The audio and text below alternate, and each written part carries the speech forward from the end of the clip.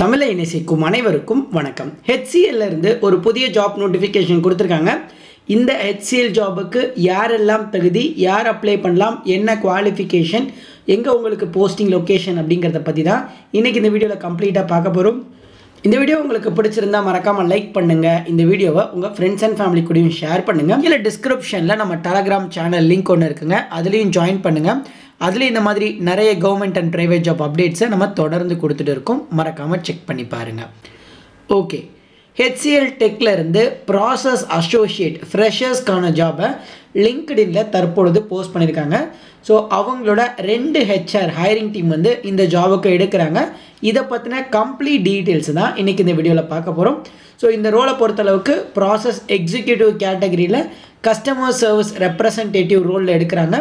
Interest இருக்க candidates வந்து உங்களோட ரெஸ்யூம்ஸை வந்து இங்கே கொடுத்துருக்க இந்த மெயில் ஐடிக்கு நீங்கள் சைன் பண்ணணும் அப்படின்னு சொல்லியிருக்காங்க. ஸோ அதுக்கு முன்னாடி என்ன ஜாப்னு பார்த்துடலாம்.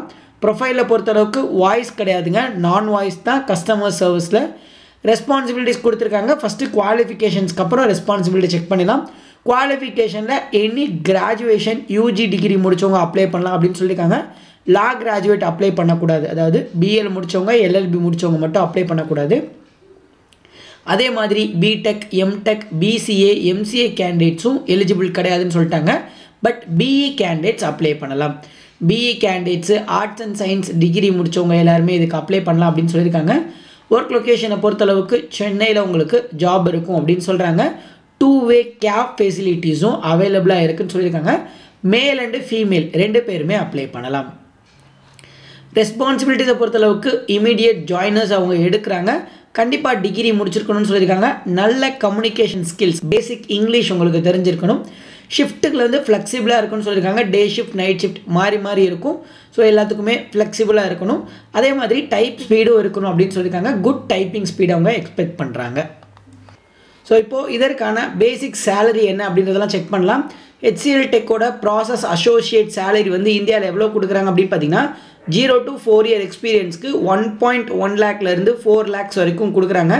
So salary of the majority employees அப்படின்னு பார்த்தீங்கன்னா ஆவரேஜ் சேலரி வந்து ஒரு 3 லட்ச ரூபா 2 years எக்ஸ்பீரியன்ஸ் இருக்கவங்களுக்கும், 2.5 lakhs வந்து 2 years எக்ஸ்பீரியன்ஸ் இருக்கவங்களுக்கும், ஸோ அதோட கம்மியாக இருக்கவங்களுக்கு 2 lakhs அந்த ரேஞ்சில் கொடுத்துட்ருக்கா சொல்கிறாங்க.